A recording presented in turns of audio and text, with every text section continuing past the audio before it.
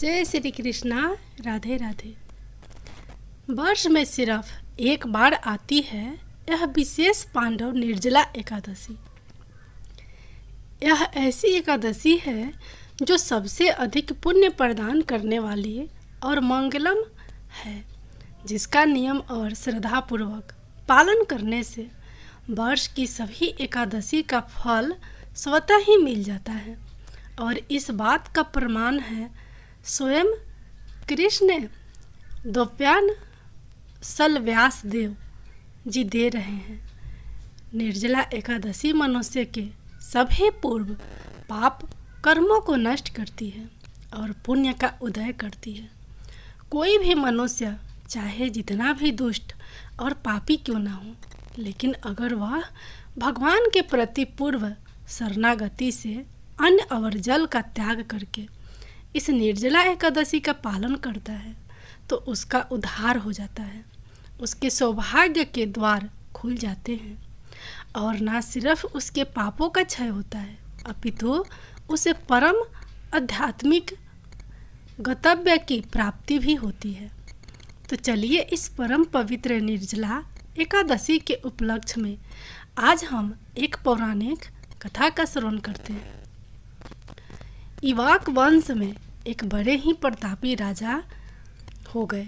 उनका नाम था राजा रुक्मागध। उनकी एक धर्मपरायण और पतिव्रता पत्नी थी, रानी संध्या वाली। और इसी सुशील रानी के गर्भ से जन्म हुआ राजा रुक्मा के पुत्र धर्मागधपुर करने वाला यह पुत्र बड़ा ही विनम्र और आज्ञाकारी था। राजा रुक्मा गंठन में नहीं अपितु स्वर्ग और पताल लोक में भी फैली हुई थी। उनके महल में उन्होंने एक अत्यंत सुंदर उद्यान बनाया था। यह उद्यान अनेक रंग बिरंगी सुगंधित पुष्पों से सजा हुआ था, जहाँ पंछी की चहचहाट और खिलखिलाते हुए झड़ों की मधुर ध्वनि का संगीत हमेशा फैला हुआ रहता। उस उद्यान की विशेषता यह थी कि यहाँ स्वर्ग लोक से देवी देवता भी विहार करने आते थे। स्वर्ग की अप्सराओं का यह प्रिय स्थान था। एक दिन ऐसे ही एक अप्सरा स्वर्ग लोक से नीचे पृथ्वी पर इस उद्यान में रमन करने आई थी। उद्यान में विहार करते हुए अचानक उसके पांव में कांटा चुभा। वह कांटा बैगन की लता का था और कांटा चुभने के कारण उस अप्सरा का पुण्य छीन हो गया और परिणाम स्वरूप वह वापस स्वर्ग लोक में नहीं जा पाई। अपने इस दुर्भाग्य पर रोते हुए वह संपूर्ण रात्रि उसी उद्यान में रही। प्रातःकाल जब उद्यान के मालियों ने देखा तो वहाँ एक सुंदर अप्सरा बैठी हुई थी। उसका चेहरा मलिन था। उसकी सुंदरता को उसके शोक ने घेर लिया था। मालियों ने उसी क्षण राजा रुक्मा को यह सूचना दी।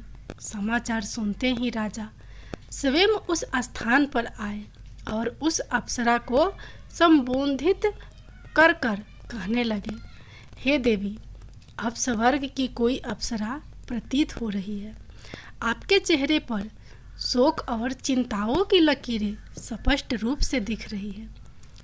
कृपया आप मुझे बताइए कि मैं किस प्रकार आपकी सहायता कर सकता हूँ। राजा के उष्मापूर्ण वचनों को सुनकर उस अप्सरा ने कहा, हे राजन, मैं आपके उद्यान से आकर्षित होकर स्वर्ग से यहाँ आई थी, लेकिन दुर्भाग्यवश मेरे पैर में एक कांटा चुभ गया, जिससे मेरा पुण्य छीन हो गया और अब मैं वापस स्वर्ग लोक में नहीं जा पा रही हूँ। यदि आप मेरी सहायता करना चाहते हैं तो कृपया अपने राज्य में किसी ऐसे व्यक्ति को ढूंढिए जिसने कल एकादशी का व्रत रखा था। अगर ऐसा कोई व्यक्ति हाथ में जल लेकर अपनी एकादशी का फल मुझे अर्पित करेगा तो उस पुण्य फल के प्रभाव से मैं वापस स्वर्ग लोक में जा पाऊंगी। अप्सरा की बात सुनकर राजा ने कहा, हे देवी, मेरे राज्य में एकादशी व्रत करना तो दूर, किसी ने इस व्रत के विषय में सुना भी नहीं है, इसलिए ऐसा कोई व्यक्ति मिलना असंभव है।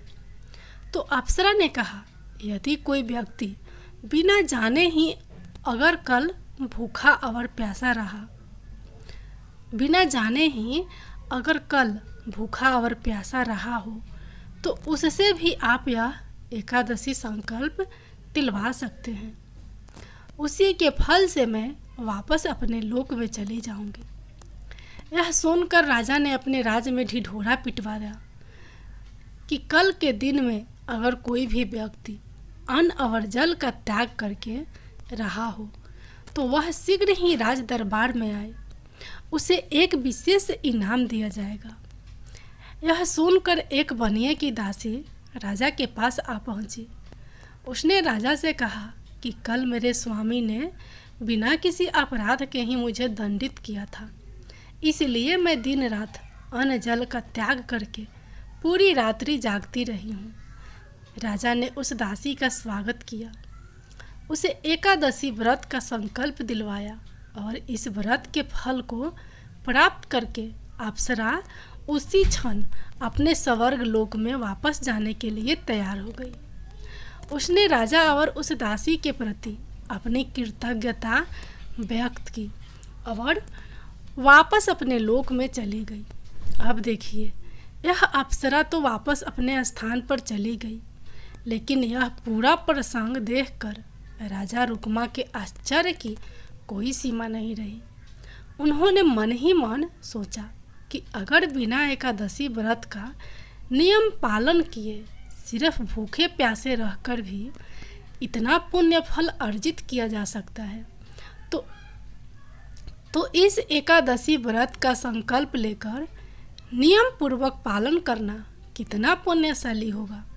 यह सोचकर राजा ने अपने गुरु से इस एकादशी व्रत और उसके महात्म्य के विषय में और अधिक जिज्ञासा प्रकट की।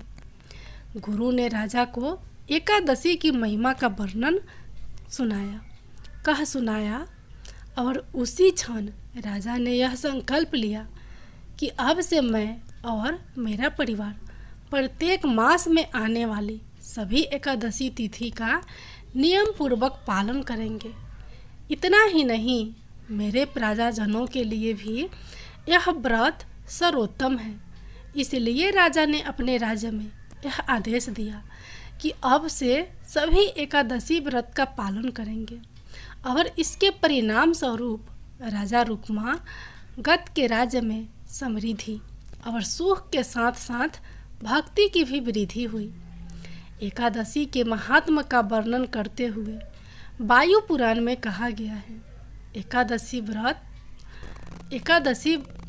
व्रतम यस्त भक्तिमान।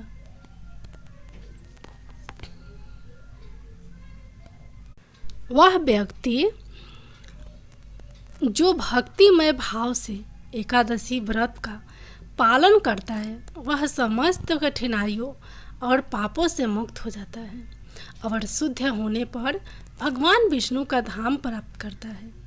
वर्ष में आने वाली प्रत्येक एकादशी तिथि इतनी ही पुण्य प्रदायिनी और मंगलम है, लेकिन ज्येष्ठ मास के शुक्ल पक्ष में आने वाली पांडव निर्जला एकादशी इन सब में सर्वश्रेष्ठ है। इसलिए प्रत्येक मनुष्य को इसका पालन अवश्य करना चाहिए। निर्जला एकादशी के दिन अन्न के साथ साथ जल का भी त्याग करना होता है। इस दिन अधिक से अधिक हरे कृष्णा महामंत्र यानी हरे कृष्णा हरे कृष्णा हरे कृष्णा हरे हरे हरे राम राम राम हरे हरे, इस महामंत्र का जाप करना चाहिए और भगवान के दिव्य गुणों और लीलाओं के विषय में पढ़ना और सुनना चाहिए। निर्जला एकादशी विशेष है, इसलिए उसका पारण भी अत्यंत सावधानी पूर्वक करना होता है। भगवान विष्णु की जय, माता लक्ष्मी की जय हो।